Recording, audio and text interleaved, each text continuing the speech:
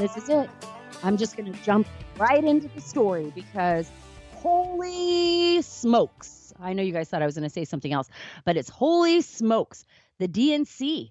What the heck is going on? This virtual convention, I don't even know what's going on there. It's like the virtual, I know I had a little name for it. I'm going to come up with a new one, though. I think it's somewhere more referencing Star Wars. Like there's nothing to see here. Kind of like a Jedi mind trick, right? That's happening to all of us. So any of you out there who are watching the convention, the Democratic National Convention, you're being toyed with. It's kind of like nothing to see here. There goes Bill Clinton. Pictures just showed up. Like they were leaked to the Daily Mail. You got this young girl who's accused Jeffrey Epstein now of basically raping her when she was younger. She's giving him a back massage. And, Bill Clinton's there talking. And then we have his wife, Hillary, right?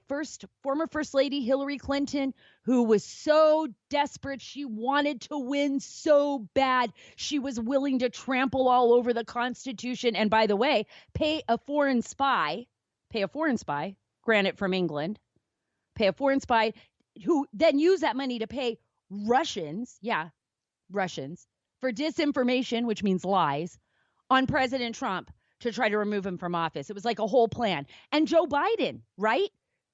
Former Vice President Joe Biden, who was sitting in the White House with President Obama in January 2017.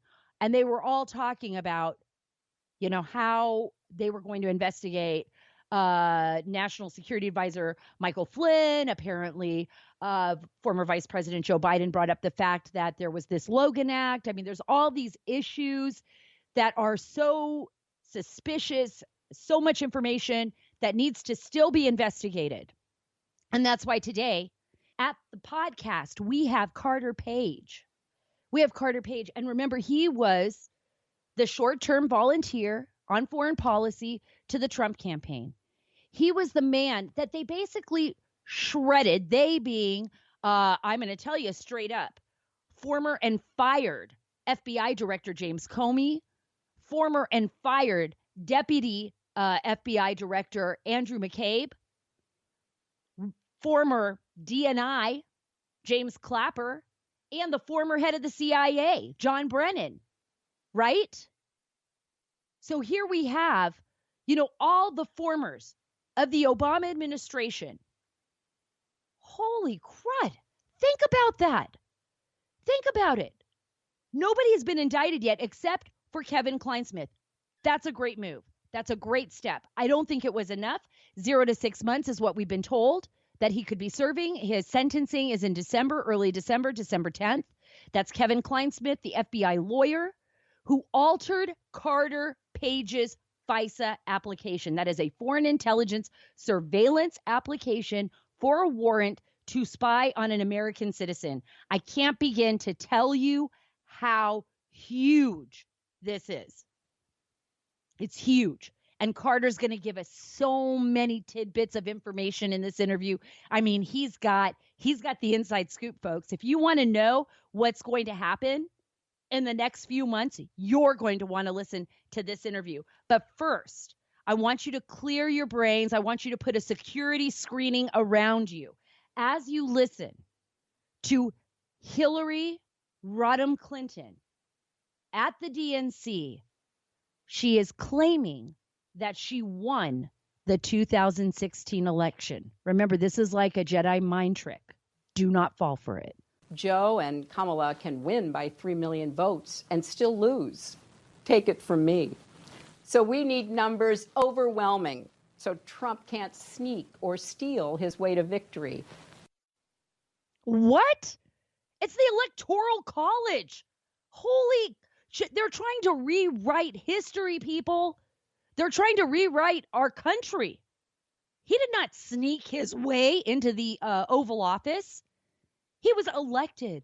Hillary, he is a duly elected president of these United States. He did not sneak in anywhere. If anything, you guys are the sneaky ones. Yeah, I'm talking to you, Hillary Clinton. You were the one who funneled money to a foreign spy, who got information from the Russians. If anyone was colluding with the Russians, it was you and the DNC.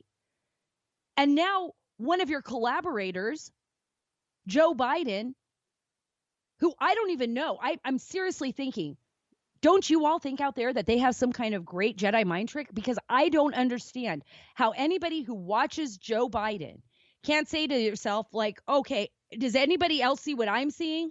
I mean, here's a guy who talked about the shiny blonde hair on his legs and how the little kids in Baltimore at the swimming pool like to rub the hair on his legs. That still disgusts me. That he knows something about roaches, that if you ain't black if you don't vote for Biden, whatever. I mean, all this craziness, even, all these crazy statements. And he makes no sense sometimes. And sometimes he doesn't even know where he's at. But yet we're all supposed to be like, no, he's going to be awesome. If you don't like Trump, just vote for Biden. We might as well vote for a 5-year-old. Why not? Maybe we'll put Mickey Mouse in office. I have no idea. We might as well vote for whatever, an inanimate object, right? I mean, this is crazy. You have Hillary Clinton, who lost in 2006. She lost. She lost the election. Sorry, you lost the election. You don't connect with people, Hillary. You don't connect with, the mom, the dad, my dog. You just don't connect. You're just not that kind of person. It's okay. You can't be anything else. You're just not a connector. Now, your husband, he was a connector, obviously connecting a little bit more than we wanted him to connect with. Holy cow.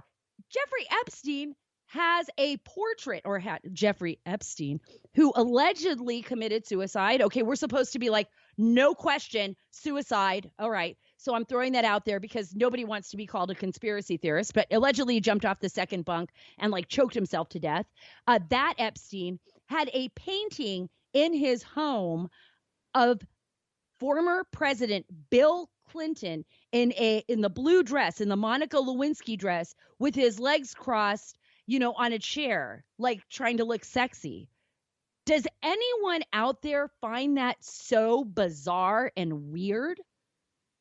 I feel like I am in a sci-fi novel, like a former president of the United States, his good friend, has a huge painting in the house of him in a dress. Now, if you were president, I'm just going to ask you a question. I know you're out there thinking like, oh, yeah. They want us to forget about it. It's Jedi mind tricks. Jedi mind tricks. Before we get to Carter Page, he's going to explain to you why, we've all been fooled. Jedi mind tricks, right? From the DNC and from our intelligence apparatus and our law enforcement apparatus that worked under the Obama administration. If you were a friend with Epstein, I'm sure he visited his house. We all know he did. He went to Lolita Island with him, for crying out loud, on a plane, flew to Africa with him, did all kinds of stuff, right? They hung out together. And you went into a house. Okay, I'm just going to put myself in this spot, right now. I'm going to put myself right in this spot. I walk it. Jenny works with me. I go to Jenny's apartment, maybe to pick her up or something, and I see a big portrait of me, like in a lumberjack outfit. Like trying to chop down a tree with a beard and a mustache. I'm going to be like, damn, why? Get that off your wall. That's so crazy. You would think that president, that he would have done the same. Like, I don't even care who you bought this from. Not funny. Why am I, in a blue dress? Monica Lewinsky's dress. That's going to drive my wife crazy. Every time she walks in here with me for a dinner at your house, or whenever she visits, and maybe they never did anything together, but I'm sure she went there too. She's going to see that and be like so pissed off. And so is my daughter. Get that off your wall. I don't know. I'm just throwing it out there. Right? Why was that okay? So here we have the DNC, right? This convention, right? The Marxist, that's what I've called it before, the DNC, Marxist-like Democratic National Committee convention, right? With Bill Clinton addressing the audience, this virtual convention, it's weird. It's just plain weird. And Linda Sarsour, who is an anti-Semitic I mean, terrible human being who is backed like terrorists, who is like lauded them, and then all of a sudden Biden's like, oh, wait, she was backing BDS. She is a Muslim American who is a big advocate for various groups that are completely anti-Semitic. This is craziness. This is why President Trump's numbers are moving up and moving fast. Because guess what? We're America, and you cannot use your Jedi mind tricks on us. After a while, we wake up and we see the light. I want to play a clip. This is of me. And I don't usually do this, but Jenny gave me this clip. And the reason why I'm playing it is because I have Carter Page, obviously, on the show coming up in a few minutes. You're going to hear all of the crazy insider information that you won't hear anywhere else. You will not hear anywhere else because Carter Page was right there. He was involved in the situation, and he has a book that's actually coming out in the next few weeks. I'm going to tell you about that. But I met Carter Page, and now I feel okay talking about this because he's brought it up a number of times. In 2017, when everybody was going after me and saying, oh, Sarah's not telling that there's nothing here. This is a conspiracy theory. Nobody at the FBI would alter a FISA. Hello? Who just pled guilty to altering a FISA? I said that years ago. I knew it years ago. There were just certain things I couldn't expose years ago. And there were sources and there were people that I was dealing with. And it was a very sensitive topic because, for crying out loud, the Hillary Clinton campaign and the DNC and our federal law enforcement and our intelligence agencies were actively operating to take out a president of these United States, a duly elected president. And before he was president, they were trying to destroy his campaign. And Carter Page was wrapped up into the middle of all of it, and they destroyed his life for a period of time. And there were death threats on him. This poor man, what he went through, you can't even imagine. I do. I can imagine because I was there. I was with him.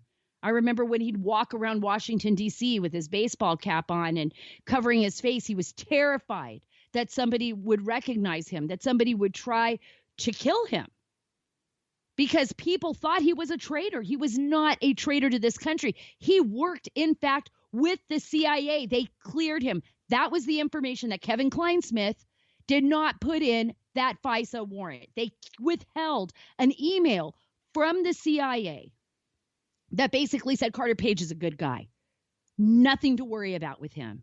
But they couldn't spy on the Trump campaign unless they spied on Page. They needed somebody. They wanted someone. And there were others. Oh, believe me, there were others. And I hope the DOJ does its job. And I'm going to hold the DOJ's feet to the fire on this and John Durham, because it better not just be Kevin Clinesmith.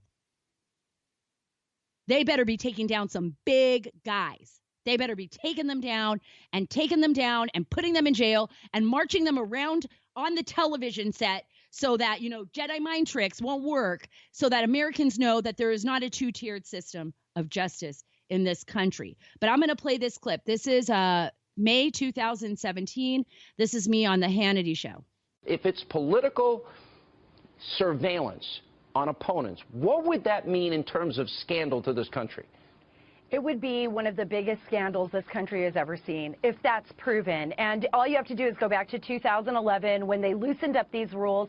John and I reported on this, and then we see an increase of this. We see slowly but surely increase of unmasking Americans and leaking of information. But what we don't know, Sean, yet is why. And that's why this investigation needs to continue, both for John and I, as well as for the Senate, and as well as for Congress, to continue to ask these questions. Susan Rice needs to answer these questions.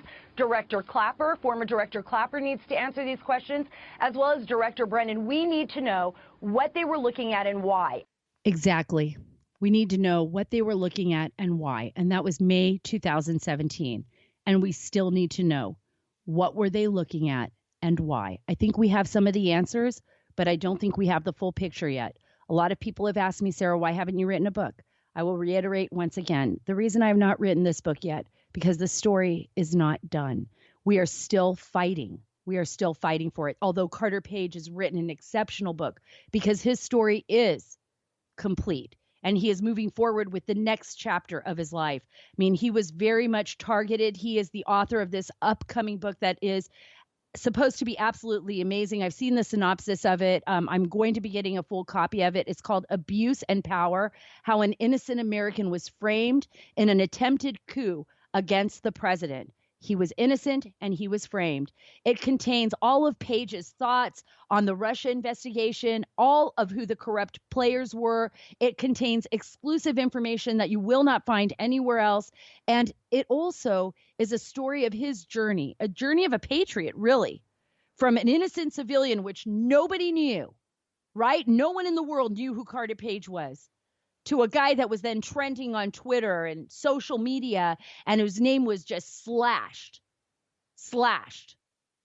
throughout the globe in various news publications, and how he had to fight to get his name back. I'm without any further delay, I'm going to bring Carter Page on right now. Carter, I am so grateful to have you on this show. Thank you so much for being with us here today. The first question, I just want to start right up at the top. What is your perception? What do you think happened here? And what are your thoughts on the recent guilty plea of Kevin Clinesmith before Judge Boasberg? Sara, to me, and I think as you've been correctly reporting accurately for years now, I'm still not sure why you haven't received a Pulitzer Prize for your incredible work, whereas a lot of people from the New York Times and Washington Post have. But, I think as you've been saying for a long time, there's a lot more to come. And I think what's really nice about what happened last Friday, it really was a turning point. And if you read those 5 pages in the charging document against Mr. Clinesmith and the elements to that, I think, there was a lot of interesting clues. And I think, having lived through it, I know there's a lot more interesting clues as well. And again, well, it appears that Clinesmith may be giving information. You said tip of the iceberg, but this is definitely another indication that there should be so much more to come. But it appears that Clinesmith may be giving information, may have been giving information to John Durham and his investigators about what happened far beyond what we know right now. And that may be why we're hearing it's between 0 to 6 months that he could serve for falsifying the FISA, because I would have thought so much more time, even with a guilty plea. If you open that document, there are some interesting little clues. Paragraph 5 on August 17, 2016, prior to the approval of FISA number 1, the OGA provided, quote, certain members of the Crossfire Hurricane team a memorandum, right? So, it raises the obvious question. Who are these other certain members? And again, I am increasingly optimistic that there might be some level of justice in the grand scheme of things. And, again, a lot of credit has to go to you and John Solomon. We had our first conversation many years ago while I was still being wiretapped in summer of 17, right? And that's right when you were starting to uncover this. And you and John Solomon, who your other great colleague, you started finding and helping to reveal some of these really terrible acts that were done. And I think, you're now being proven correct. The big names in the mainstream media were completely wrong and just pushing false DNC propaganda like we've heard all week. And, you were on the tip of the spear in terms of really uncovering this complete mess. Wow. Thank you so much, Carter. And it's well, true. Thank you. Again, anytime. I think what happened, if you think back, and I know you've been on the air a lot with Devin Nunes from the House Intelligence Committee, and both he and, the Grassley-Graham memo from the Senate Judiciary Committee. Correct. They ended up, about a half year after we were talking, they started really digging into a major investigation, right? And, it's that the Nunes memo, the Nunes memo came out in February 2018. And I attribute a lot of that to you and your small cohort of colleagues starting to uncover this and putting national attention on it, even though, limited only in certain quarters, and I always think of the name, the Hannity Ensemble, you and Sean Hannity as a Fox News contributor there, and everything you do, I think has just been incredible. And it really was a force to help start some positive. Well, thank you so much, forward. Carter. And it's weird, so many people have asked me over the years, they'll say to me, and I remember back then in 2017, who do you know? Who are you talking with? People just in the public, it's so amazing. Do you really believe the information that you are being fed? Like, who are your sources? And I remember being told, and I've said this before on the show, I know all of you out there have heard this. I've said this before, I would go back in the green room and there would be journalists, and I won't mention who they are, who now believe this and actually have written about this and become a part of the ensemble that Carter Page is talking about and doing their own investigations. But in the very beginning in 2017, when nobody even knew that I was even, ran into Carter Page or ran into other sources or was digging and investigating, when no one knew that, they said to me, you're probably going to end up losing your job. Nobody falsifies a FISA. And I remember I was one of the very first people to say that because I had sources. And I think, Carter, that was the reason why we ended up meeting. I was out there telling everybody, look, something's going on. John Solomon was saying it. We've got sources that are telling us that this and this and this is happening. And then all of a sudden, we started unraveling this, I guess I would call it this yarn ball, this crazy yarn ball that just went rolling all over Washington, D.C., all over this swamp. But it was you, Carter. You became the nucleus, and I never realized it up until even when we met, how important and how central you were. Because I had always believed that FISAs were altered to spy on members of the Trump campaign. And I've always believed that. And there was a big part of me that says, in my mind, that there were things happening and shenanigans going on with former National Security Advisor Michael Flynn, Lieutenant General Michael Flynn. But then when you see how egregious this was in the FISA on you, that they actually omitted information that the court would have thrown it out. The Obama administration, those senior officials would have never been able to spy on you had that information not been omitted. Am I right? You're absolutely right. And again, it's funny because people always ask, there's this buzzword for the people that are really on top of this story and have done the hard-hitting investigative reporting like you. There's the term exculpatory evidence, right? And this is, from when when they were wiretapping me and hacking all of my emails, the National Security Agency, the FBI, DOJ, CIA, kind of doing all kinds of nefarious operations against me. They had all of my information. I mean, this is probably one of the worst privacy violations in history, I think, by far, particularly just given how egregious and how it was based on completely preposterous concepts. But I think, what's interesting about it is, people use exculpatory evidence, and it's, what I said. I think there is just so much more that needs to be uncovered. And, what I always tell people, what I told the FBI investigators and the corrupt Mueller witch hunt crew is, everything's exculpatory. You got to look at the full picture. And, again, they had all of my information and then continued hacking even more of my details. But, again, there's, like I said, and, and like you've been saying for years, there's so much more to come. I think I have some idea of some of the most egregious violations that may unravel in the upcoming months. I believe that. But there was so much more to you. And I got to let all of you out there who are listening right now to Carter Page right now have to realize one thing. This is a humble man, a true patriot, and a humble man, and somebody that does not disclose everything. He is very, very true to what he does. So the information we all know now, it's out there. I know Carter's not going to talk about it as much. He doesn't talk about it at all, hardly ever, do you, Carter, on the show? But the information was that a letter from the CIA, it was an email, and it basically said it cleared him. It basically said, now you got nothing to worry about. This guy's awesome. Basically, we deal with him. You don't need to worry about him. And that was the exculpatory information that was withheld by Kevin Clinesmith, who was an attorney for only about 4 years at the FBI when he committed these acts. But here's my question, Carter.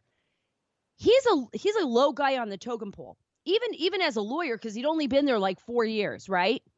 Yes. He doesn't act alone. No, you know this like I know this. Nobody at the FBI just decides willy-nilly like, you know what, I want to look into Carter Page, so I'm going to withhold and change the most important information so that we can spy. Do you believe he was directed? Again, tip of the iceberg, and I don't know anything, right? I just know the truth about what really happened, and I get into a lot of that in my new book that's coming out next week. So excited. But, so excited about your book. Yes, certain members, again, paragraph 5 in the information from last Friday, which was filed in actually the same courthouse where the FISA abuse occurred. The FISA abuse is done in the Pretty Man Courthouse in Washington, D.C., a couple blocks from the Capitol building. And sure enough, that indictment was, the court, the U.S. District Court for the District of Columbia is in that very same building. And it's also the same building, and I talk a lot about this on chapter 6 of my book. My day in Mueller's. Wait right there, Carter. Wait right there. I want everyone to hear this title, and I'm going to keep pushing it throughout the podcast like I did at the top of the show. It's Abuse and Power. What an amazing title for a book, Carter. Abuse and Power, because that's what happened here. And I'm throwing it out there, guys. It's next week. It's Carter Page's book. You've got to pre-order this. It's Abuse and Power by Carter Page. So now go back to what you were talking about in your book. You were saying. Yeah. So chapter 6, really talks about the day in Mueller's witch hunt dungeon. Right. And again, there's just so much irony in there. And there are so many it's just such a disgrace. And you've said this countless times in your reporting, Sara, of two standards of justice. Right. So, right. And again, I go into a lot of detail in the book. But I mean, there was this big controversy right at the beginning of the Trump presidency, when then Attorney General Jeff Sessions decided to recuse himself, right? Why did he recuse himself? Because he played a very small role in the Trump campaign. I don't think he ever received any money, right?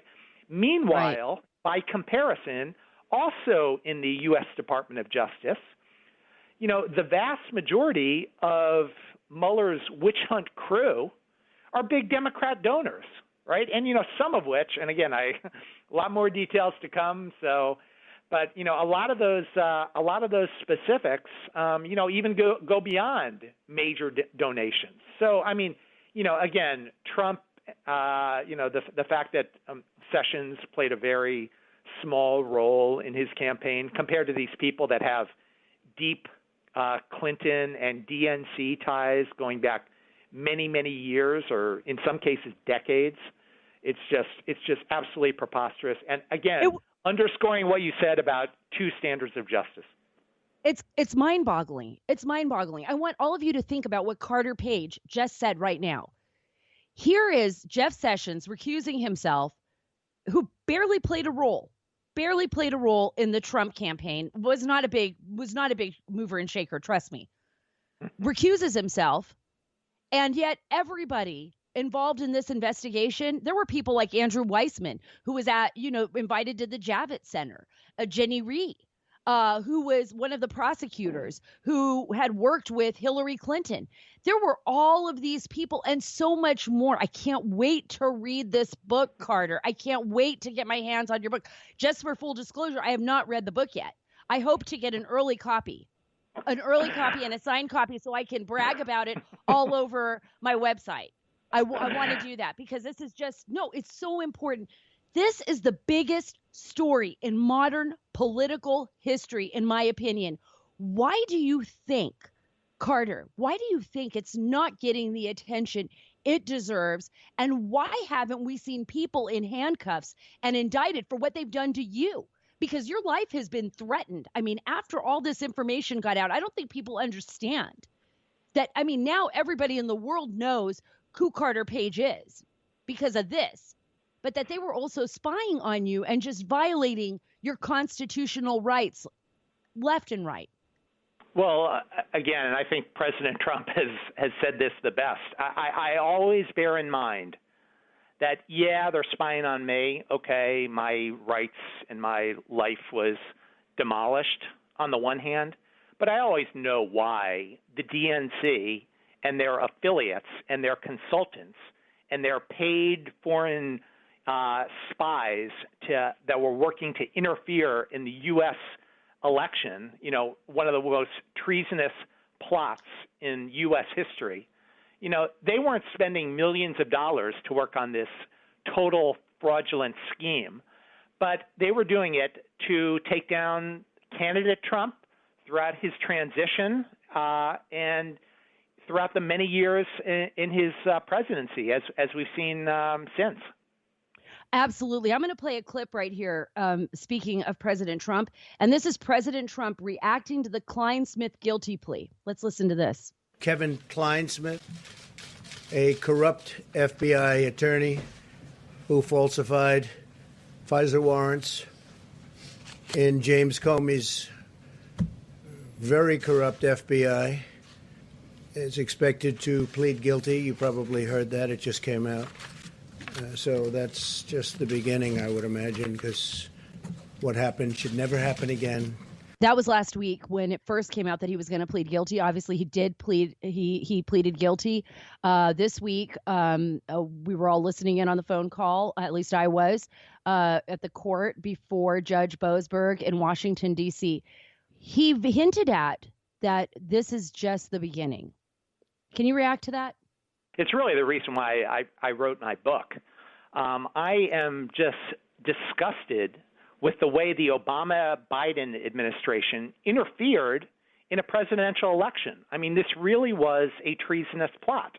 Any damage done to me, just a little low-level guy who never even met President Trump, if you think about the horrendous damage to me, this is a minor, minuscule compared to what President Trump has unfortunately gone through and what so many other innocent Americans who were dragged through that same Mueller witch hunt dungeon, which I talk about in Chapter 6 of my book.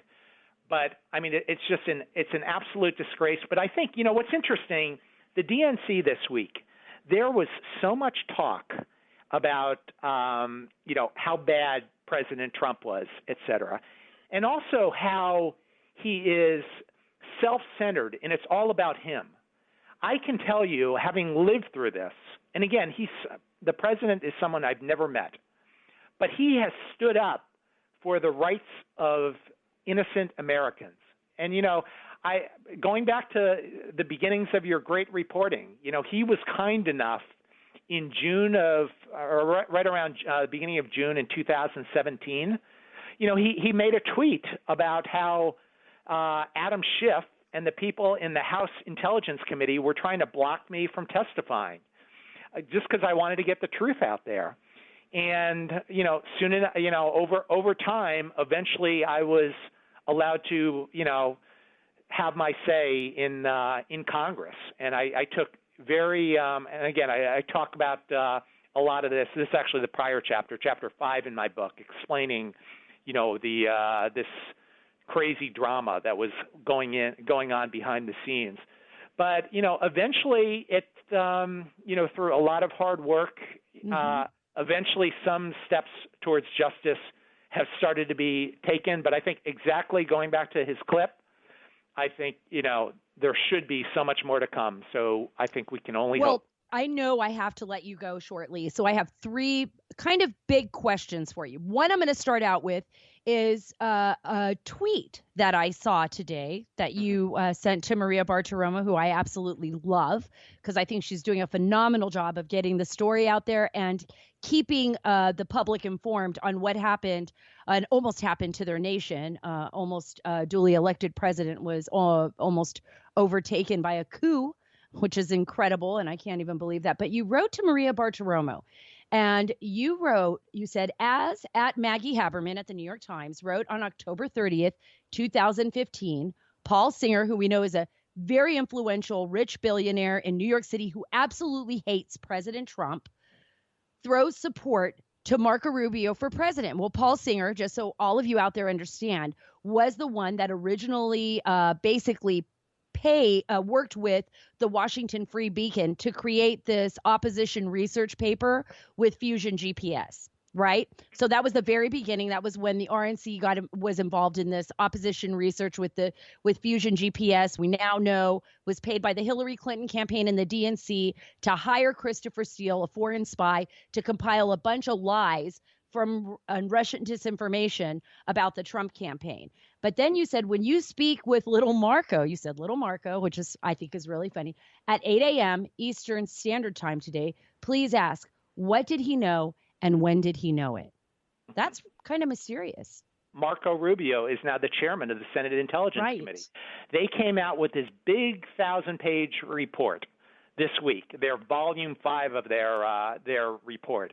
To make a long story short, there are so many lies and so much more disinformation in the Senate Intel report.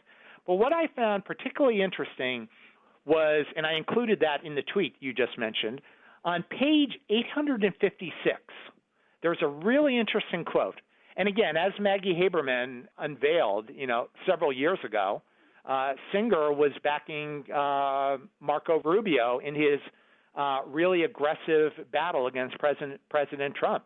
And this quote on page 856 of this report says, quote, in the fall of 2015, Fusion GPS signed a contract with Paul Singer, ...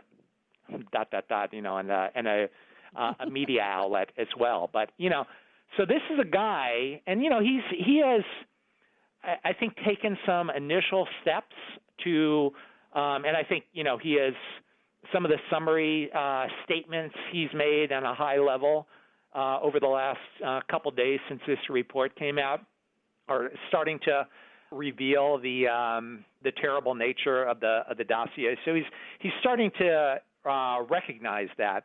On the other hand, really Christopher Steele, who's, the main guy, he was hired by Fusion GPS, and who, as per the quote, in the fall of 2015, at the very beginning, Fusion GPS signed a contract with Paul Singer. And again, Singer was one of Marco Rubio's, one of his biggest donors in that presidential campaign. So again, and I know you've been on the front lines forever, Sarah, but so many unanswered questions, and so many. Maria touched on a little bit in her interview this morning, which is worth checking. Oh, give us the update. Fill me in on the update. I missed that. Fill me in on the update. What did he say?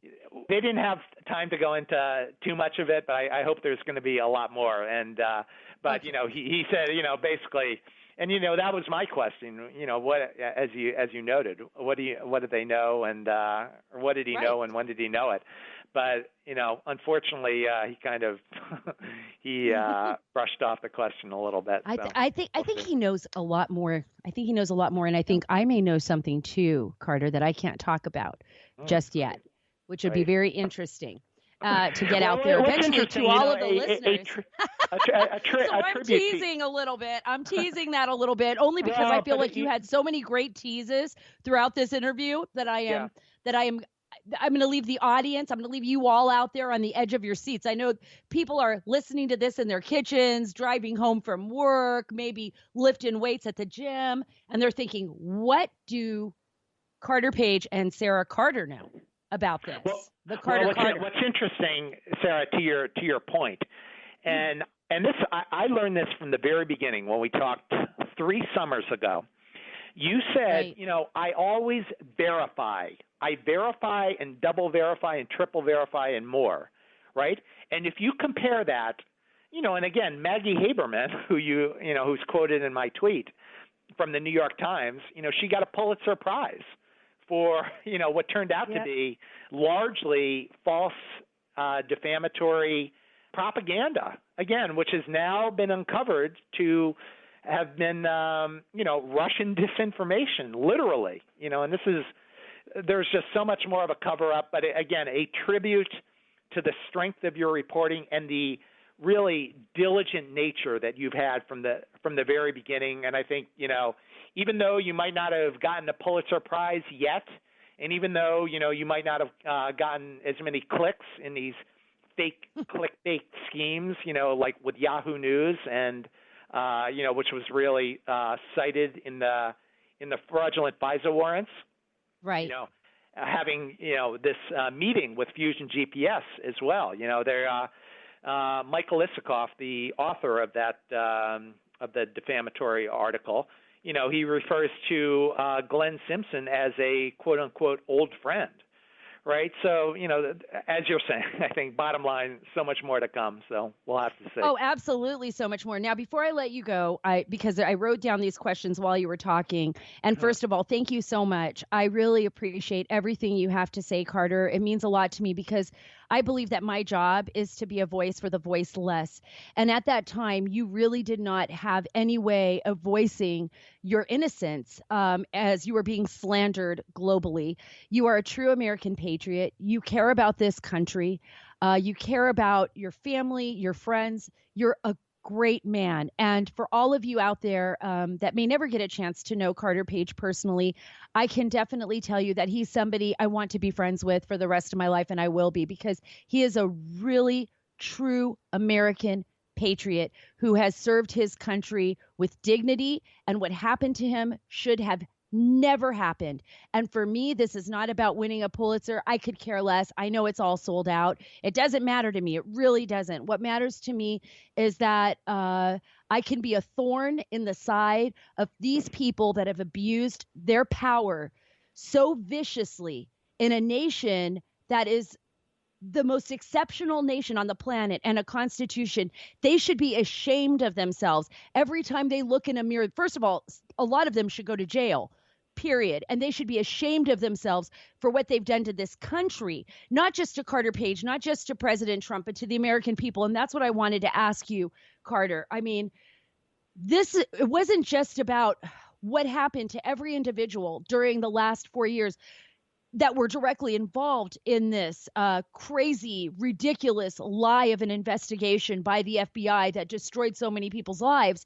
But it's about every single American, and our nation has been utterly divided because of this, because they basically did what the Russians couldn't even do. And I'm talking about those senior Obama officials. They created a disinformation campaign against a president of these United States that was duly elected and basically called him the Manchurian candidate. They said he was a Russian stooge, and that is detrimental to our country. And now Biden, who was part of that administration, who was in on those meetings with President Obama and James Comey and the others, we know at least of one, who was part of that, is running for office. So what happens now? How do the American people get back to some sense of normalcy? What needs to happen for Lady Justice to really deliver to the American people and salvage our Constitution and our nation?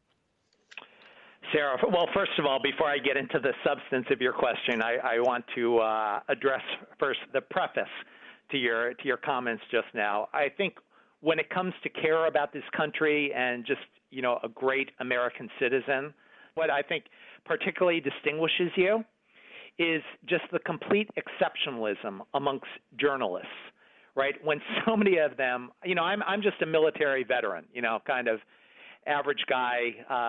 And, so many people I served with in the U.S. Navy, the characteristics you described are exactly the same, in terms of just, deep love for America and desire to see things done the right way and just high standards. I think what's particularly incredible about you is the profession you are in, and just the crazy, complete lack of any integrity whatsoever along the lines of what we've been discussing. But let me also touch on your specific points in terms of the detriment to our country. I mean, I completely agree. And again, it's part of the reason why I wrote my book, Abuse and Power, is this all happened in the run-up to the 2016 election. That, defamatory news report by Michael Isikoff was published 6-7 weeks before the election, right, on September 23rd, 2016, which completely changed my life. And you think about all of that was really the very beginning. And, again, there's a lot more to discuss and, so much more to cover. And again, and I think Maria's interview was terrific this morning, but, I think it's kind of the tip of the iceberg because there was a lot of elements to what Senator Rubio was saying, unfortunately. But again, to your point about then Vice President Biden and now candidate Biden, I think exactly as you're alluding to, January 5th, 2017, he was in on that Obama meeting, right? And, in the Oval Office where they're meeting with all these top intelligence officials. And there's just so much more that needs to come out. And, I'm sure we have talked about this for hours in the past, and I'm sure we'll talk about it a lot more in the future. But, to your final point you were just making in terms of Lady Justice, that was a turning point last Friday, and this is where I'm particularly encouraged. So many things that the DOJ and their affiliates, FBI and paid consultants of the DNC that they were colluding with in the interference in the 2016 election, those crimes that were committed back in 2016, again, and into 2017, as we just saw with the yesterday's guilty plea, I think, there's just so much more to come. But the beauty of it, and I think the reason for a little bit of optimism right now, is last Friday's charging document, which was revealed, which was really huge breaking news. That was the first time when DOJ started following the law.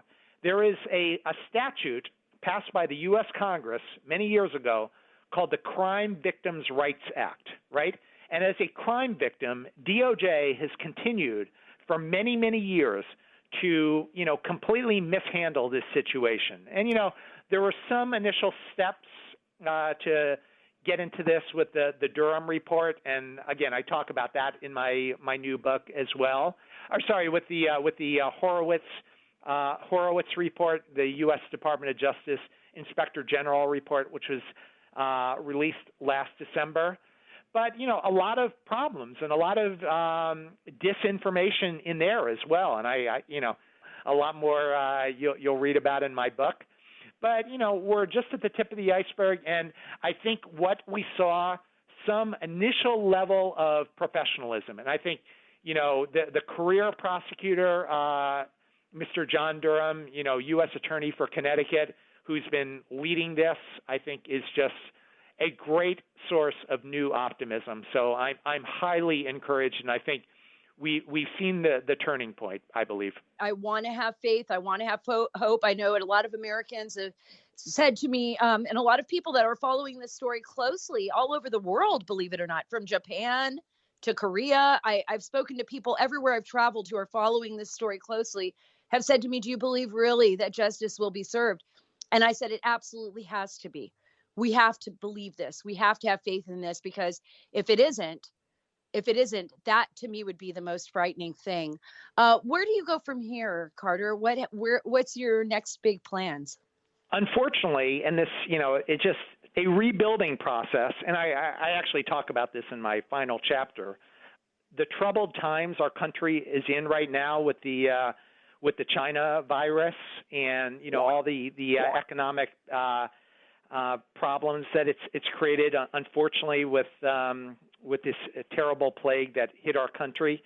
It takes a lot to rebuild. And I think, I have a long pathway ahead, and I think there's a lot of lessons to be learned from this story. And I think, now that a lot of Americans have felt the downside of external influence, et cetera, I think we're now in a stage where there's, a long road and many things that have to be done to fix the problems in our country. But I think President Trump has been on the front lines leading that charge and is doing all the right things. And I'm highly encouraged that it's going to be an exciting next couple of years, assuming that what happens in November is the right choice by the American people. I'm just hopeful that through the great work by yourself in terms of getting the word out of the lessons learned for history of this terrible crime spree that was committed against President Trump and his campaign can now start to be remedied. Wow. Thank you so much, Carter. I couldn't have said it better myself. I'll be with you there on the front lines, as will I know so many others. And this is a great nation, one worth fighting for every single minute with every single breath. Thank you for being such an important part of this country and for being such a great patriot. I hope to have you back on the show. I can't wait for your book to come out. We'll be pushing it here at the Sara Carter Podcast.